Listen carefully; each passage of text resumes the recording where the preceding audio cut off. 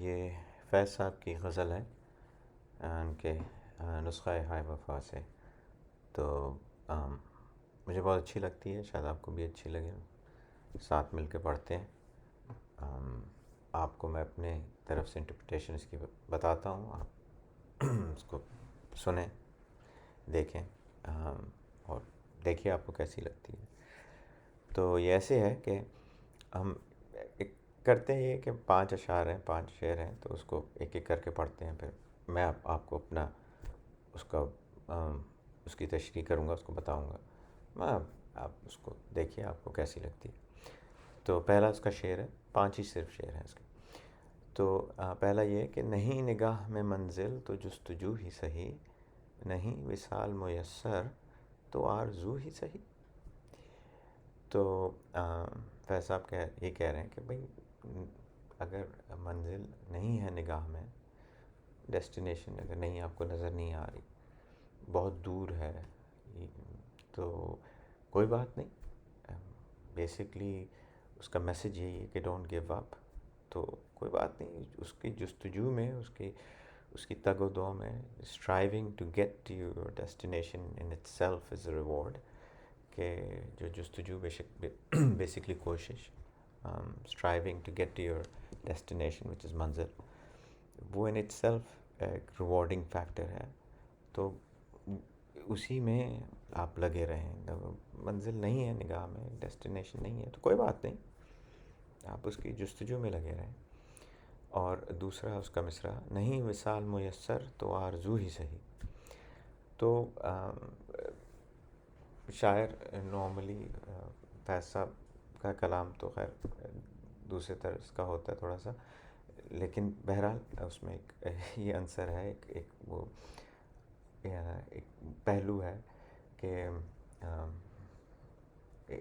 Point of view ہے کہ وصال میسر. تو وصال نارملی ملاقات، میٹنگ، اور نارملی میٹنگ آپ کی محبوب سے ہوتی ہے، آپ کے بوائے فرینڈ، گرل فرینڈ، جو بھی آپ کہنا چاہیں اس سے. تو نارملی تو پہلے شعر میں یہ کہہ رہے تھے کہ اگر نہیں، کوئی بات نہیں، جستجو ہی کریں، منزل نہیں ہے تو نہیں وصال میسر، اگر میٹنگ بھی نہیں پاسبل تو کوئی بات نہیں، آرزو ہی صحیح، اس کی ایک خواہش ہی صحیح. تو اگین ڈونٹ گیو اپ ہوگا، یعنی کہ اگر وصال میسر نہیں ہے، نہیں اگر ممکن ہے میٹنگ، تو کوئی بات نہیں، آپ اس کی آرزوئی میں ہی زندہ رہیں. کہ شاعروں کا ایک ہوتا ہے اپنا ایک وہ، تو وہ اسی میں خوش ہیں. غالب صاحب نے کہا تھا کہ کیا ہے ان کا شعر کہ یہیں جیتے رہتے تو یہی انتظار ہوتا.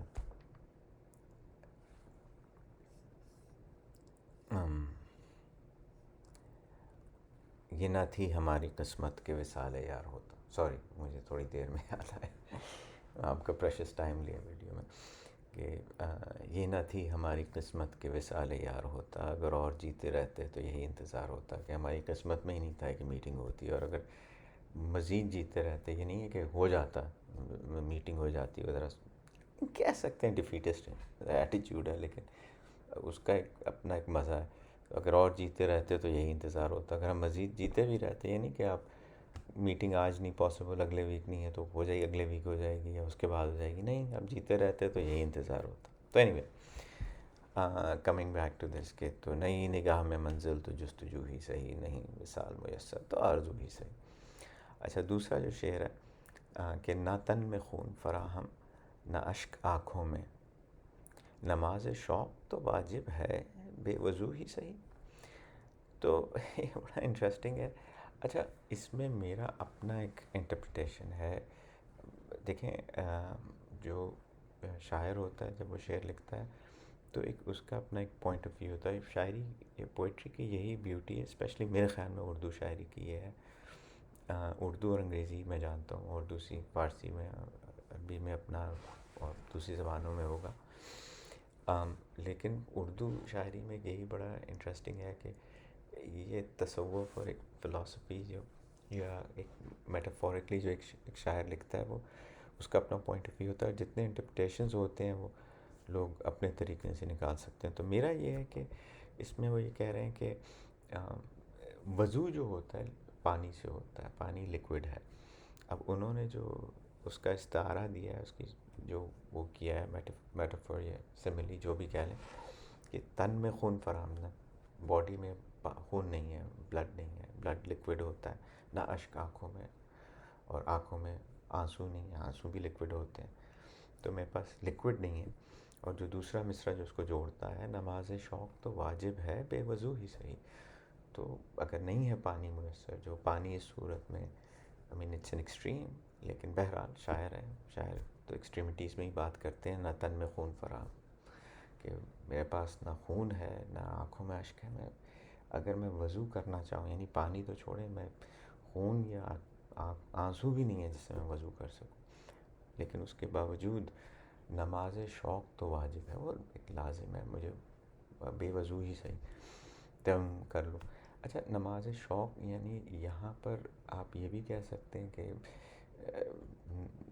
نماز شوق یعنی کہ آپ کا کس کے لیے آپ نماز پڑھ رہے ہیں، اللہ تعالیٰ کے لیے، خداوند کے لیے، یا ایک آپ ایک نماز ویسی آپ پڑھ رہے ہیں اپنی اپنی اس کے لیے. جو ایک نماز شوق، شاید یہاں پہ ان کی مراد کسی اور سے، محبوب وغیرہ سے، کہ ان کی اس میں کہ میں میری دعا اس کے قبول ہو جائے تو بے وضو ہی صحیح.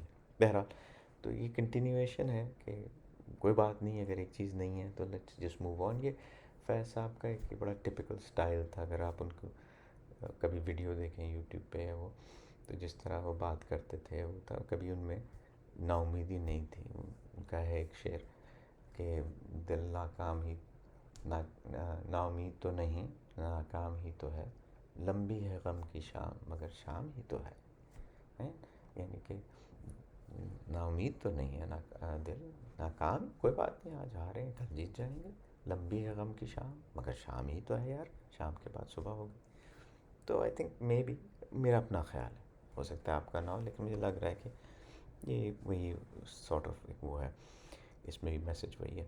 اچھا، تیسرا شعر، کسی طرح تو جمے بزم میں کدے والو، نہیں جو بادا و ساغر تو ہاؤ ہو ہی سہی.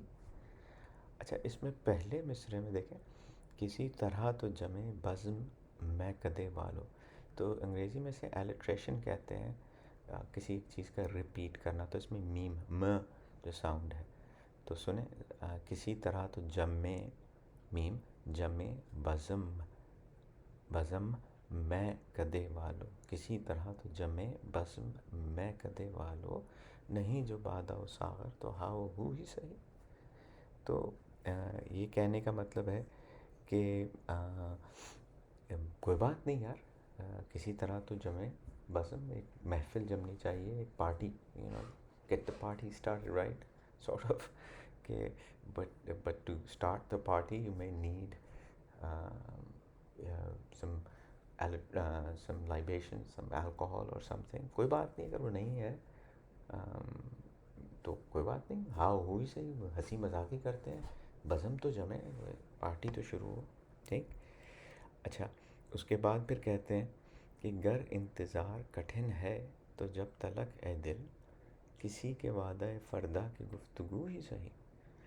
اگر انتظار مشکل ہے، یعنی کسی کے لیے، اپنے محبوب کے لیے، تو اے دل.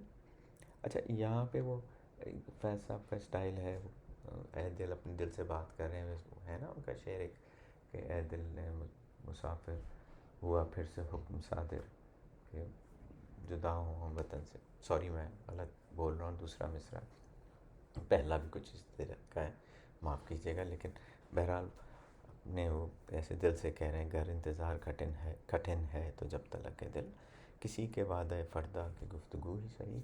اگر انتظار مشکل ہو رہا ہے تو میرے محبوب نے پرومس کیا، فردا کل کو کہتے ہیں.